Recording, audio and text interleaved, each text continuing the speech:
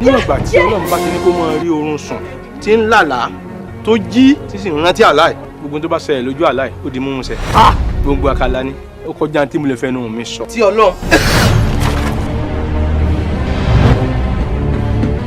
The only thing tó lè save ẹ kó ṣe wà life ni pé kó má step out kúrò nílé. To step out unfortunately for your being máa bá ẹ sọnù ni. lẹ́yìn ọ̀sẹ̀ méjì tẹ́ báyìí exist gbogbo nǹkan tí mo fi ilé ayé mi tó wọlé. Adéyẹmí. èjò mẹ́ta lórí mi ni pé ìjọ bàbá ẹbí tẹ̀. ó jẹ́ kí n mọ̀ pé òun àti dáàdi òun pé àwọn jíjọ máa ń sùn pọ̀ ní o. màmá ti dé bèbí ẹ̀wọ̀n báyìí kí n tó padà lẹ́yìn ẹ̀ tí mi bá ṣe kó níyà mi àti bàbá mi kan ló bí mi. mo fẹ́ gbọ́ ìgbé nílé wọn kílẹ̀ ọ̀la tó mọ́. ó dá mi lójú pé yóò ṣẹ. tó bá gbọ́ sọ̀rọ̀ máa pa ẹ̀ máa fọ́ orí ẹ̀. ọmọ ní ọlálẹ̀ ń jò. Dádì kílẹ̀ ń wò. Television. Television yẹn náà. Ó fẹ́ jọ Ronaldo.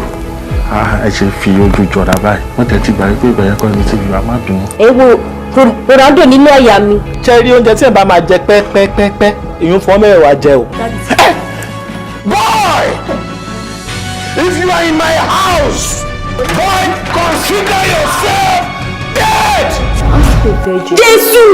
You know I'm 24 years old. Do you know this? Kò sọ́kùnrin kankan tó fẹ́ di lecturer. Tó máa ma kóbìnrin bó ṣe ń ṣe pé tán Yorùbá àkókò kí ni? Kódà gan bá ṣe wáyé ìsímọ̀ táṣọ láì tì mọ́ o láti lè mọ̀ bóyá virgin àbí all red all you can use grape. Máa bẹ wá panebita tó lè panebiti ẹ̀ dáadáa. Aládàá-ńlá ló máa yẹ. Torí ibi tí aládàá-ńlá yẹn tó máa ṣán dé àwọn pásíńjà tó bá kú báyìí wọ́n á máa lọ wọ́n á máa bọ̀ ni. Kò sí kankan tó máa kọ́ wọn lẹ́sẹ̀ ìkó ìkan bálá ìkó ìkejò. So lecturer school yẹn. No, ibi tí o sọ délé ẹ̀kọ́ yẹn kí n tó dé. Julius Berger ló ṣe bíríìjì Èkó. Girl, you're dead. What exactly is your problem? How on earth can you do a thing like that? Irú aṣọ tó wọ̀ lọ́sàn-án gbogbo yẹn tí ẹ bá wọ lọ club tí ẹ bá rí ọmọ bẹ́ẹ̀ kí ẹ kó ṣe lé lára rẹ̀. Your daughter was practically naked. Mo dáhùn. Sọ pé wèrè bye bye. Okay, you want to say it? Sọ pé wèrè bye bye. Papa, I'm coming next weekend. Èṣù tó bá ṣe any of them tó bá tamper pẹ̀lú ọmọ mi mo lè gbé double barrel. Bàbá dàbò ni. I cannot do without you. You have to be with me always, every minute, every second. Tó bá marry nǹkan.